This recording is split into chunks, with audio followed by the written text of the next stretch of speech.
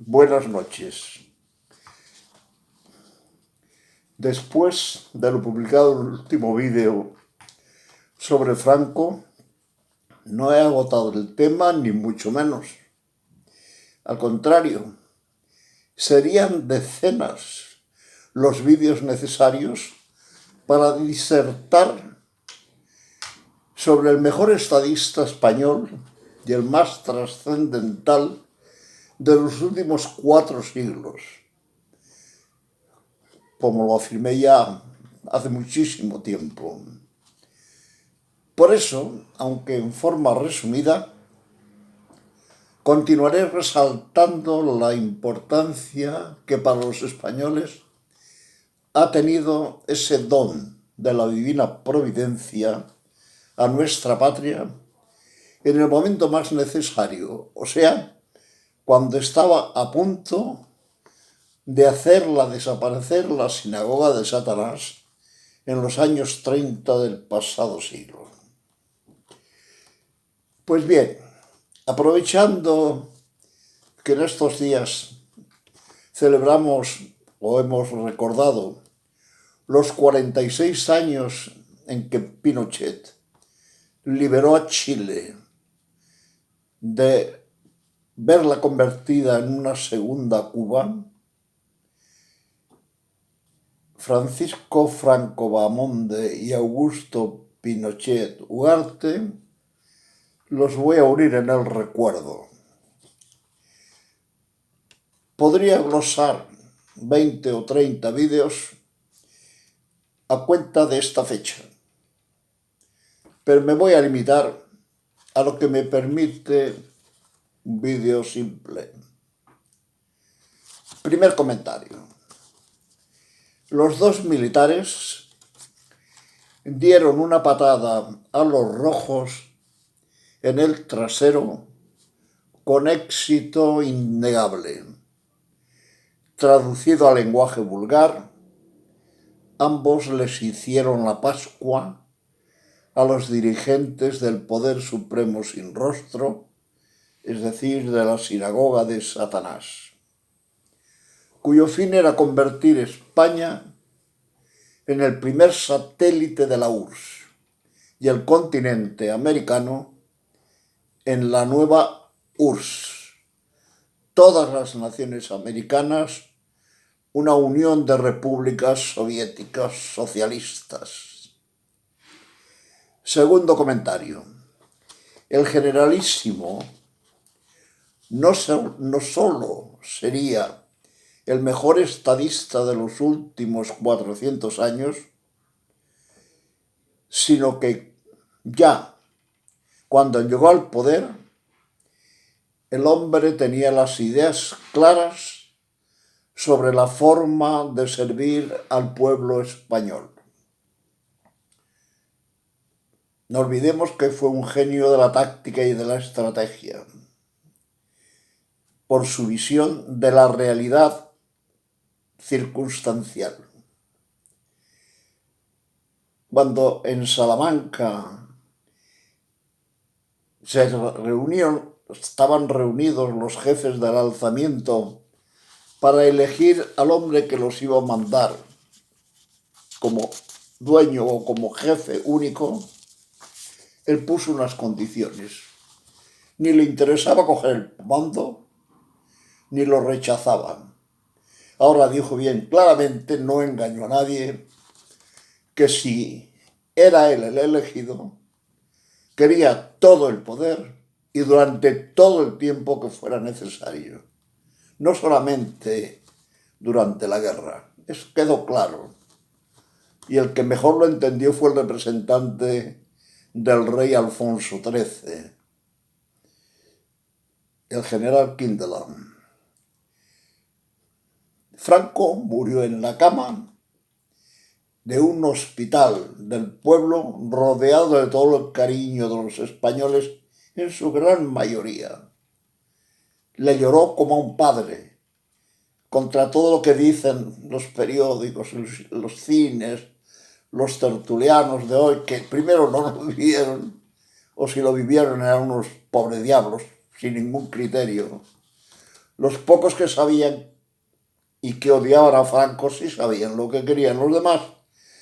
Han sido borregos promocionados a puestos clave. Bien, por lo tanto, los que podemos decir la verdad porque la vivimos, decimos siempre quién fue Franco.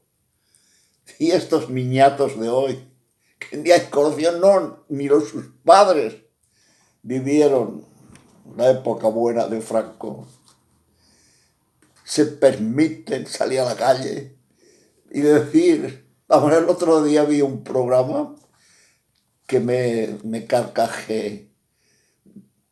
Entrevistaban a Abascal y la tonta del bote que hacía la entrevista daba por seguro que vamos, pero ¿cómo se atreve usted a comparar el régimen de Franco y decir que son los 80 peores años de gobierno los de este partido comunista socialista que tiene hoy las riendas del poder? Pero ¿cómo se atreve usted, señor Abascal?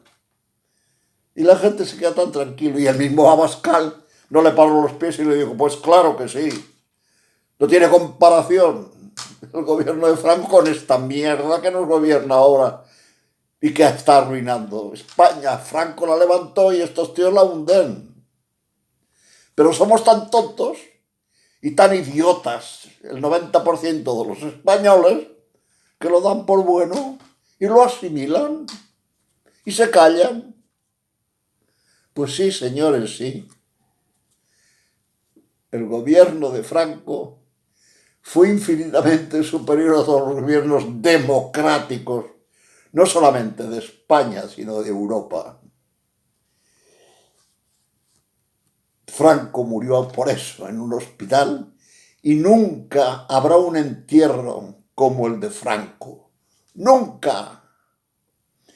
Ni un pueblo que estuvo horas y horas haciendo colas para despedirse de él, dando vueltas a la manzana, las colas que duraban horas para poder llegar al ataúd. Pero ¿de qué hablan ustedes, imbéciles, zoquetes, periodistas, cuando hablan de Franco? ¿De qué hablan?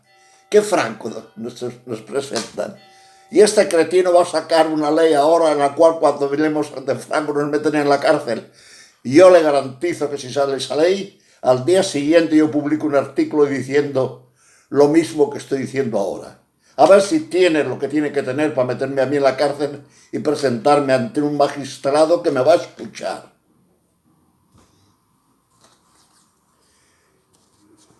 Sin embargo, Pinochet fue un ingenuo que creyó en la democracia y que pagó los platos y cayó en manos de ese, no le quiero decir todo lo que tengo que decirle, porque controla el Ministerio de Justicia y controla el gobierno, que es ese juez prevaricador que lo echaron por prevaricador y que se dignó juzgar a Pinochet con la traición de la pérfida Albión.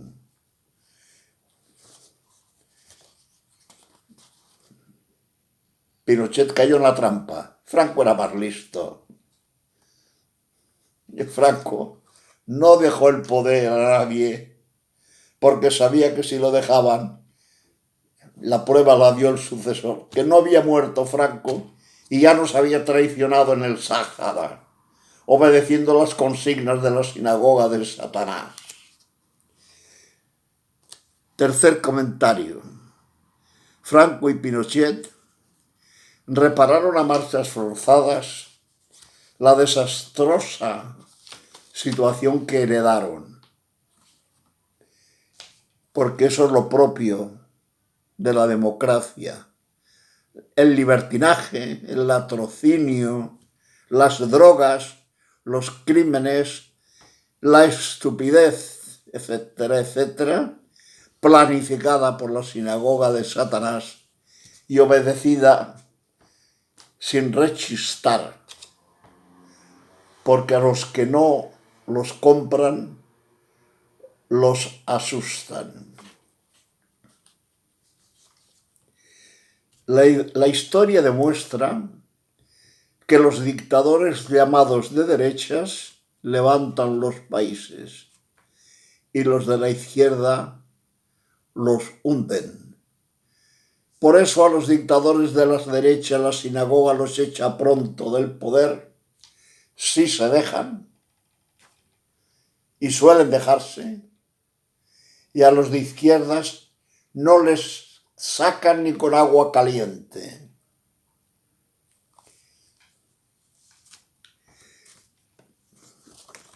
Baste recordar, por ejemplo, que con muy poca diferencia de tiempo se cargaron la dictadura de Gerardo Machado en Cuba y la del general Primo de Rivera en España. Diferencia de 1 o 2 años, no recuerdo ahora exactamente bien. Sin embargo, la de Fidel o la de Lenin duran decenas y decenas y decenas de años. Y ahora ya hemos empezado en Venezuela a seguir ese camino.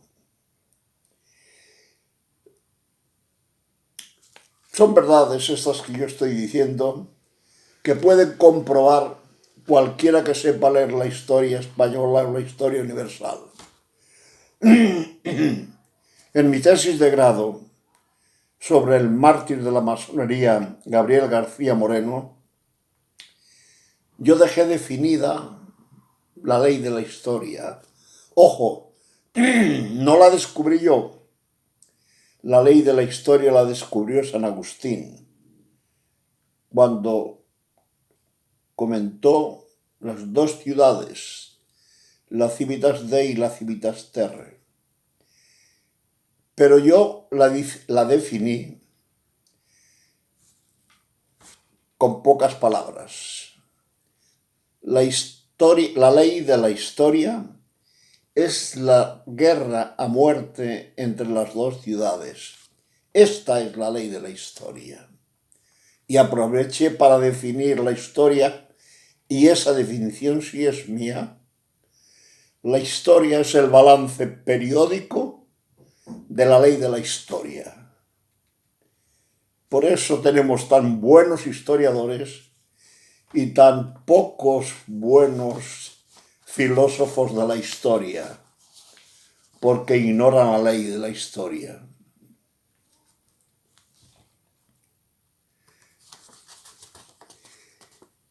Empezaré a explicar la razón, no sé qué me pasó hoy.